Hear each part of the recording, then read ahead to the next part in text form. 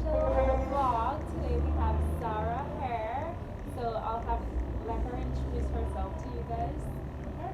My name is Sarah Elizabeth Harrigan, and I am a life coach, motivational speaker. Most importantly, I'm from the BVI, and I met Victoria in April. April, January? I think it was April at the Vision Board event. Oh yes, yes. This year they're having it in January. In January, Really good. yes. Yeah. So that's where we met, and yeah, she asked me to be on her vlog, so here we are. Yeah, super exciting. So today we'll actually be discussing our transition back home. So I'm originally from the British Virgin Islands. However, I have been studying abroad, traveling around Union as well. And Sarah, she is Originally from the BVI as well. I was born in California, raised here from the age of 6 months, and then I left to boarding school at age 12, and I haven't lived here since. So I recently transitioned home as well. yeah. And actually, great thing, fun fact actually, she lived in Brooklyn. Yes, so I lived in Brooklyn, New York for 9 years, New Jersey for a year, Hong Kong for a couple months. Wow. So yeah, I've been all over. Wow, what was that like living in Hong Kong? Amazing. I technically went there for an internship, and I just extended my time. So I was there for a total of 4.5 months. I traveled to China as well. The blessing about Hong Kong is that it's a lot of expatriates, so a lot of people speak English there. Oh, so there really? wasn't a big language barrier, which was great. Yeah. And the food is amazing, the nightlife, the shopping. Hong Kong is still it's my favorite city, besides Yeah. Tortola, of course. Yes. That's amazing. Yes. That's super amazing.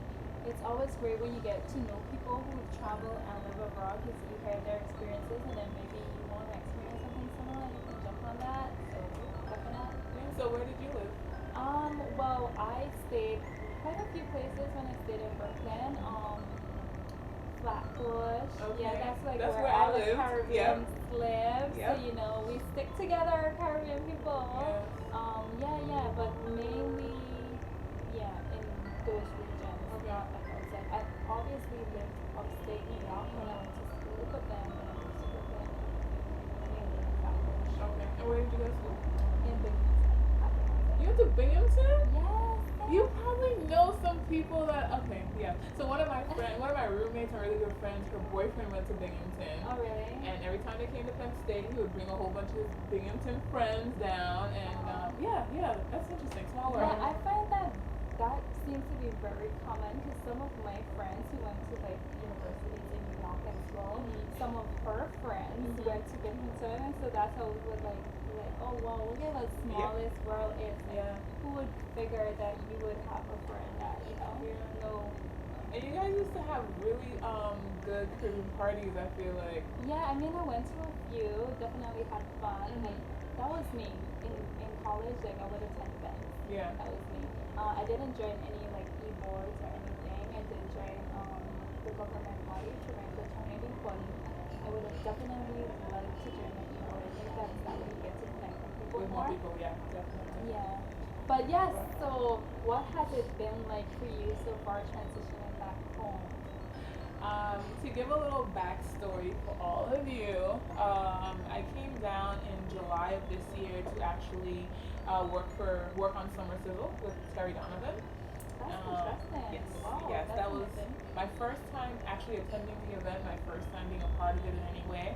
And my plan was to come down for 30 days, do Summer Sizzle, just marinate to the BVI, and then also do some filming for my own trip that I'm coordinating. Okay. So it was supposed to be 30 days, and then I think about 2 days before I was supposed to leave, I was like, why am I leaving? And then the day of, I was like, I'm just not gonna go. I'm just not gonna go back to New York. And I think it sounds very simple and easy. However, a lot had been going on in my life in New York before. Because it was my first year. This has been my first year of being an entrepreneur on my own.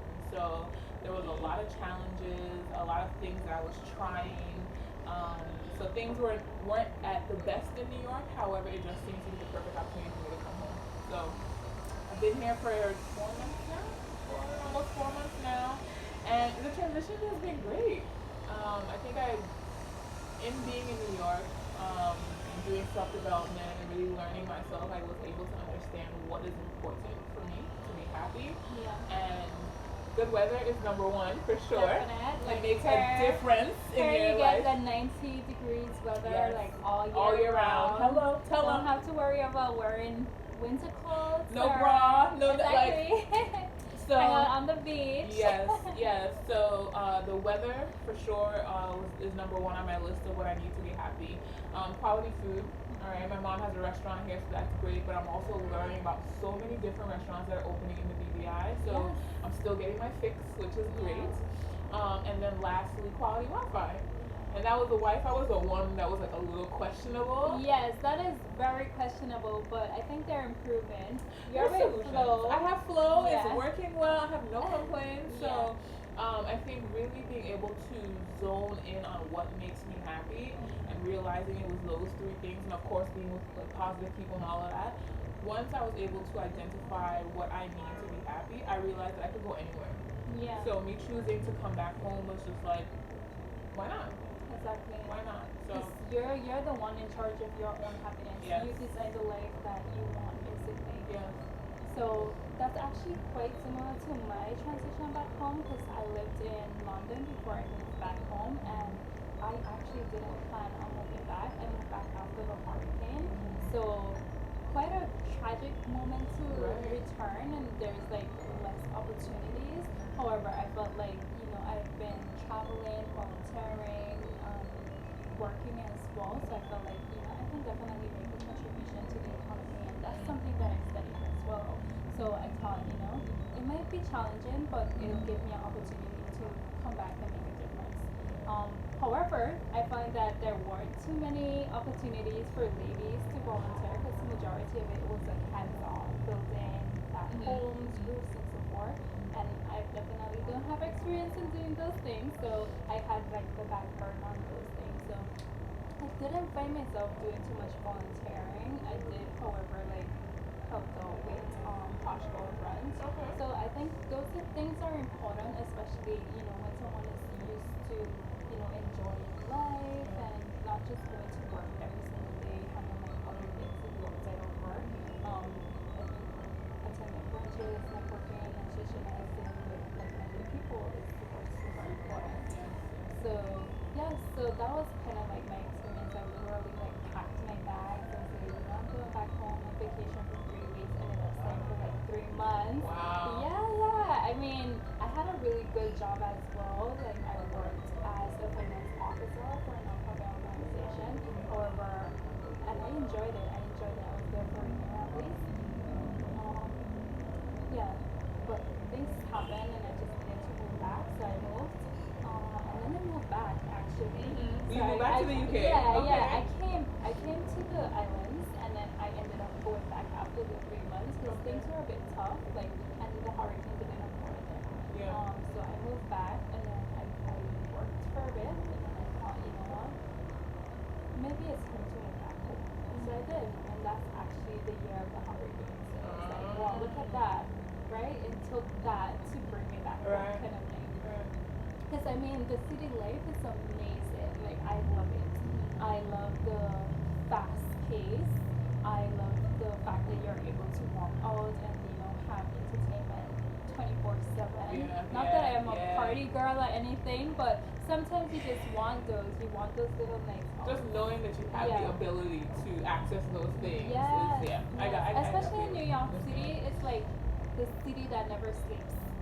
Literally. Oh, I love New York. Yeah. I love New York, yeah. It's literally the city that never sleeps, and I think that's what I've become accustomed to because I did like some direct marketing, and with those like organizations we hang out with tons. We would go to the bars, go out to eat together, and like stay out basically, and have to go to work in the morning. Yeah. So it was super fun. I did that for a year, and so I literally became accustomed to it. But when I moved to London, it was more reserved. I actually adjusted quite easily because I'm used to that. But I think that's something that's definitely different. And right now I'm finding that I'm more relaxed. So I like that. So I'm at that age where I just want to like stay home. Okay. Yeah. Okay. So for you, I guess a good question would be the transition between having that fast-paced lifestyle and access to everything versus being here where things usually shut down at 7 o'clock in the night. Yeah. And it's a lot slower. It is. What is the impact on your way of life and your well-being? Well, it definitely gives me time to spend, or more time to spend with my family. Having been away for so long, I'm more like, home oriented at this moment. Although I'm looking for my own place, living with your parents is Me definitely too. common. It is, because rent isn't cheap, guys. It's not cheap at all. Hey, I gotta pay my parents' rent, okay? Please. Right? My mother been calling me Yeah, to pay like my rent. pay So. the car rent, pay the Yeah. water, pay all the bills, and still pay rent, guys. Like, it's expensive. Yeah. That's actually something we're gonna talk about later. But yes. Yeah. So I think that it definitely gives me that ability as well as more opportunity to save. Although I'm trying to more build my brand and establish myself, so I'm definitely investing in myself more. So it's like a bit of both. I definitely did not meet my saving goal, which is one of the topics that I discussed as transitioning back home. I found that living in the city, I was able to meet saving goals because like my income was where I wanted it to be, whereas here it definitely adjusted. So I'm like adjusting to it, finding other ways to invest in myself, which would then yield more income from home. Okay, good. For me, I would say, when I moved to New York, I was partying all the time, always in somebody's club with my people, my friends. And then as the years went on, I became a lot more focused in my career and establishing those communities with people because obviously the people that I went to school with, we went to school with together for 4 years, like we know each other. And then being in New York was like a whole new community of people that I opened myself into learning. So I love that about New York. I enjoy the fast pace, and I would tell myself, I love how fast it is. And then now that I'm here, I'm like, I love how slow this is. Yeah, because you age, you get a bit more mature. You want to relax. You don't want to be in the club 24/7 or at a party late night every single Saturday or every single weekend. You want to Netflix and chill, I guess. I just want to go to the beach, okay? Yeah. I love the ocean, I love nature, I love being outside. So I think one of the biggest impacts for me was when I lived in New York, I had a 3-bedroom, 2-bathroom apartment, had one roommate. We were living large, we were living comfortable. However, we didn't have outdoor space that was right there, right? Yeah. We had to go to the park, like go to Prospect Okay. Park or something. So now I could literally go on my porch and I'm outside. I literally walk outside here and I'm by the ocean. So that type of stuff has a significant impact on how I feel every day. Yeah. And then also it impacts the type of content I can create as well because nature teaches us a lot if you pay attention to nature and it shows how in sync we are and how similar we are. So I don't know, I love being home. I love being home. Yeah. She's obviously into nature. I'm more like indoors. I mean, I usually, actually once I tried to do a hike and then I literally necked out. So I told myself, no, I can't do it. So I didn't actually do it. That's the closest I've got into nature. I mean, sometimes we go up Sage Mountain. Yeah, but never alone. Because it's way too dark up there. I grew up in the bush. I grew up with my boy cousin Kishan, and we used to be all over down to the mangroves, up in the hill behind the house. Like, I love the bush. It's always an adventure, and I love adventures. So, Outdoors. There you have it, guys. So if you're into nature, definitely hook up with Sarah. She's definitely into I like those. scary stuff, nature, all of that. Yeah, definitely. So what other impacts have you had transitioning from home? What other effects, negative? Anything negative? I think a lot of people make it seem like things are very difficult here, difficult to get through, difficult to get done. And I think just it's gotten me to be very humble. That's definitely one.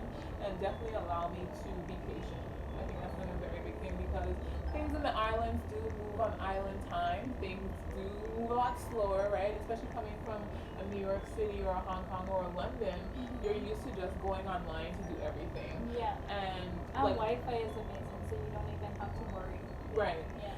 So even for a good example is the other day I had to apply for the liquor license for Lady Sarah's, and I thought it was gonna be put in your application, put in your paperwork, boom, you're done. However, it was 5 weeks. The process was 5 weeks with between going back and forth to the court and going back and forth to get the materials and stuff that they needed. So everyone else, my mom was super frustrated, and I was just kind of like, well, this is the time it's gonna take. Like, I'm not gonna get upset about it. So just being able to be in tune with that and accept that things will happen a little slower because they use a lot more paper here. Yeah. But I've come to appreciate the human contact. Yeah, you definitely appreciate that. Because you don't get it anywhere else. It's like deal with the computer or call online, call them, and then you're speaking to a computer versus here you actually have to deal with people, and I love that aspect of life. And I find that in like large cities, that's common. Like they literally do everything by a machine, so it's very robotic. Whereas here you have human contact, so you actually have someone to deal with your situation in a timely manner. Yeah, even if it takes a couple weeks, it still gets done. You get your answer. So, and then I think another thing for me, this is extremely personal. With me being away at boarding school since I was 12, then college and moving away, I have not, most of my adult life, I haven't really experienced my parents, right? So, yes, of course, they've always been in my life, like they're here, but I've never lived with them as an adult or been around them consistently. So one of the biggest things for me is actually allowing them to learn me and me learning them, because we all create our idea of how people are and who they are, and then you actually have to learn them. So this is something that I'm growing through at the moment, learning to just be patient with my parents, patient with myself, because obviously there's things about me that they're probably like, what the hell? Exactly. You know? So, that's a really big adversity. Yeah, I can definitely agree with that. I think that, well, for me, I didn't like really grow up around my mother when I was younger, and then I moved back with her when I was a teenager. But as a teenager, I was like involved in so many things. I was hardly spending time at home. So now that I'm an adult and I'm more at home, I see like, okay, there are some characteristics I wish would be like a little different, but I'm the type of person that would let people be themselves, and then I like would just voice my opinion or give my little feedbacks or stuff. I mean, they do the same, right? Yeah, and you can either agree or disagree, and you just say, okay, we move forward.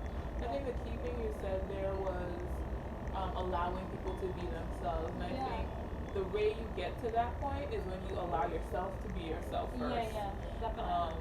So for me, my mom always likes to say, oh, you're so selfish, and I pride myself on being selfish because I believe that being selfish is actually being selfful and ensuring that your happiness comes first. So there's times where she asks me to do stuff, and I feel like sometimes parents feel like you're obligated to do something for them because you're their child.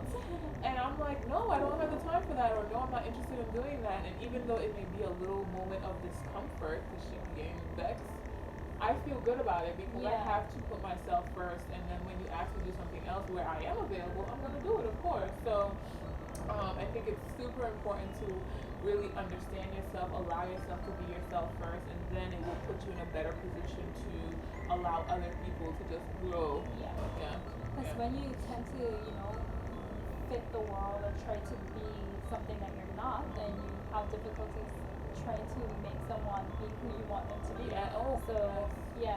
And that's just like especially females. I think that we have this vision of like how our life should be, and so we tend to want everything around us to align perfectly. And if it doesn't, you're like, oh no, you gotta go. Ooh, damn. Damn. But I mean, you grow, you learn, you adjust, and that's life. Awesome. So I think our next point was cost of living. That is very important. Like, it's super, super, super. I think both in the city and in the island. So it depends. Like, you don't want to give yourself too many expenses. So you just want to make sure that everything suits your budget. Don't especially if you like try to be something that you're not. That's where you tend to give yourself more expenses. That's expensive. hell yeah. That's all I was doing. I was living the credit card life in New York. I had one thing on my vision board, which is, I think we're gonna make another video about this. But one thing that was on my vision board was getting an Amex card. Oh, really? And it came to fruition. I had my Amex, but that my Amex is what I used to sustain my whole life last year. So I think, like you said, like you grow to this point where you're trying to have all these things to fit into this lifestyle that you don't really need, and then you're in debt for no reason. So definitely being here in the Virgin Islands, I've been able to appreciate a minimalistic lifestyle. I realized I don't need all the stuff I had, Yes. all the bills I had. I don't need all that stuff for what? Like for me, I've always like wanted a brand new car, and you know, living in the city, you have access to Ubers, Lyft, public transport, whereas here, you literally need a car to get around. But or if you choose to use like the taxis, it's super expensive, and they don't last all night like Uber, so they would probably end services around 10, 11. 10? Yeah. Where you get That on a early. Oh my god. That My friend had to that drop me home early. because Like we were on if you taxi. wanted to go out late at night and you didn't have a car, you might as well just stay in. Yeah, literally, because like you wouldn't be able to get around. And I think that, you know, car payments for one, you don't, if you can't afford it, like with your income, why are you giving yourself that expense, right? Or you can choose to get like a second-hand car, and if it breaks down, see how you're gonna be able to fix it. Yeah. I mean, that's an option that I've always like strayed from, but you tend to find yourself kind of coming to the conclusion that, you know, you need something to drive in. If it's a second-hand car, then you know that might be the affordable option right now. Whereas paying car payments every single month just might give you another debt. Right. Yeah. When I was in New York, I actually I had a brand new Audi RDX 2018. Leather seats, sunroof, everything. This is when I was a real estate agent, so I needed a car to get around, so it made sense. However, it didn't make sense. It was unnecessary. And when I came home, I was able to see, like, you see everybody driving their vehicles. They're these second-hand vehicles. They're beat up from the hurricane, and they're still driving them. They're still working. And I came to appreciate, like, a car is a car. I need something to get me from A to B. It doesn't have to be the fanciest thing ever. Does that mean that I'm not going to get the BMW truck that I want? No, I'm going to get that. Especially when you put it on your vision board, you're like, I have a Range Rover on my vision board, so yes. Do I want that? Of course I want that. However, I've been able to appreciate having a car, not having a car, walking more, just appreciating the simple things in life, and I think that puts you in a better position to say, you know what, if I want that Range Rover, let me have the cash to buy it so that I'm not in a position where I'm stressed over the car that I wanted so badly. Exactly. And then you find yourself probably having to sell it back or something because you can't afford to pay it. I actually saw a Range Rover on sale the other day. I am down for, I want a Range Rover. I don't care how it comes to me, but I want a Range Rover. So if there's somebody's second-hand Range Rover, I'm going to just make sure it's fixed. Yeah. That's so cool. I don't know. I've always like been into cars. Cars is my thing. I don't know too much about cars, but so what else? What other things are you considering when you think of cost of living? Because I know a lot of people say that the rent here is high. I don't find it's high because I'm used to the cost in New York. Yeah, that's what I think as well. Once you want somewhere that's nice and you can feel welcomed at, you'll pay the amount of money that it costs. Yeah, I think there's a small difference though in when you understand, when I'm learning to understand what people mean by the cost of expensive here is because the minimum wage is very low, right? So when you think of the minimum wage versus the cost of housing, it's probably extremely hard to make those ends meet, right? So I think when I think of housing and I'm like looking at places to live, because I also do not want to be at home for much longer, I appreciate it, but I think there's also parts of my freedom that are being taken away from me because I'm living at home. Cost of living is definitely something that needs to be a big consideration, right? Definitely. And they're not going to increase the minimum wage anytime soon. I think they recently increased it actually. Unfortunately, minimum wage doesn't apply to me, so I mean, you just have to be like us and find other ways to make income. Yeah. Even if you are working, you definitely should find outside ways to get additional money, and there's so many ways for us to make more money. You do not have to rely only on your salary, because most of the time that will not make ends meet at all. So thinking of ways to either go cut somebody's grass, cook something, do someone's hair. There's so many ways to earn money. Join Dream Trips with Desiree Pemberton. Yes. Sell some memberships. There's so many ways. So many ways. Yeah, actually, that actually leads us to a really great point. I know you said you organize like your own trips, and you're organizing an event, My vision board brunch. party. Yeah. So if you're, creative and into those kinds of things, that's another way, and you're passionate about it as well. So it's not like you're actually trying to get more money. It's something that you're working towards and building your brand. Even something as simple as YouTube, which is where this video is going to be posted, people are making money off of YouTube every day. So depending on the content you put out, the amount of value that is in your content, then you can have ads on your content, and now you're making money while you sleep. So it's really important to do some research, because there's so many ways to improve your skill set, to learn new things. I just did a writing course on udemy.com yesterday, so now I have a certification in writing. You can improve your skills for $10.99. You don't have to, you go to university. I think that's here in the media. Everybody wants a degree and a doctorate and a PhD, and it's like, for what? I can get the same content on a course online, right? So just really do the research and invest in yourself, and then you'll see how all of these different ways to make money open up for you. Yeah. So, I think that actually touched on most of our points. So I know it's like the season where you set New Year goals and New Year resolutions.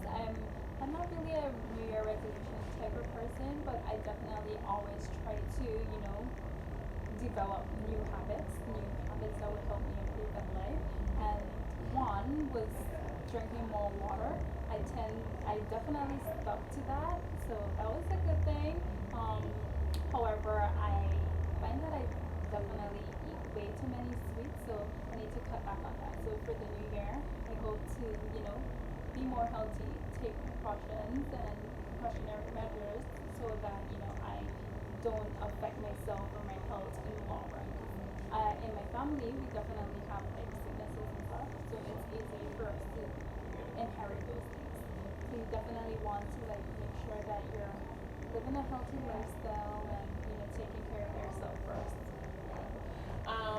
Resolutions. I think I agree with you. I don't do resolutions. Yeah. However, I have grown a lot in 2019, and a lot that came from that is new experiences that showed me what I like and what I don't like. So in 2020, I'll be doing more of what I like, which I think we should all do. Do more of what you love, and most importantly for me is really focusing on generating valuable content. So all 2020, fulfilling on my purpose, ensuring that everything that I share and create makes a difference to other people. And one of the first things that I'll be doing is my first event here in the ADI, which is going to be a manifestation and vision board brunch at Lady Sarah's. And I've been to different vision board events in the past, here and in New York, and I think that something that's missing from them is the actual science behind why you should create a vision board. A lot of times we get together, we cut out these things, we put it on paper, and then we just think that it's going to happen. But there's a lot more intention that is necessary, a lot more action that is necessary. And number one is really being clear on what your purpose is and why you want these things to come to fruition. So that's what we're going to be talking about on January 18th, and really realizing that everyone that you're ever in a room with actually have all the answers that you need. So whoever joins us is going to be able to talk about what they want to create, and then ask the room if do you have the support that I need? Can you help me in some way? Because usually everything that we need is right there. So And who would be the speakers? Is it just yourself? So it's going to be me, and then I have two other people that I've spoken to about it. I just need to confirm them. Super exciting, guys. So if you haven't gotten your tickets yet, definitely go on. It's on Bitly, it's on Eventbrite, it's on Facebook. There's a link on my Instagram page, which is A Life Designed by Sarah. So a number of ways that you can get tickets. Yeah, so get them fast. How many seats is it? There's 35 seats. 35 seats. This is open to women and men. I really want because guys have goals too. They want boats and cars and big houses. However, you can't just wake up and have those things. You have to put the work in. You have to visualize it. And then a lot of women always have relationships on our boards. Yes. So if some men come, maybe we could find our boo at the event. Yeah, or we can hear a little of like what you guys are looking for. Not that we're gonna become what you want, but it would definitely be great to hear from you. Yeah, I agree. Yeah. So thank you guys so much for sticking with us this far. This is definitely the last vlog that we have for Vlogmas, and what a better way to end it than with Lady Sarah. So I hope you guys enjoy. Merry Christmas and Happy New Year to you and your family. Yeah, definitely. And I also have a YouTube page. It's Design My Vibes, so definitely check it out. I'm talking all things positivity, all things affirmation, all things living a life that you love. So like, comment, share, subscribe to her channel, and then come on over to mine and do the same. Yes. So thank you guys so much. Have a great day.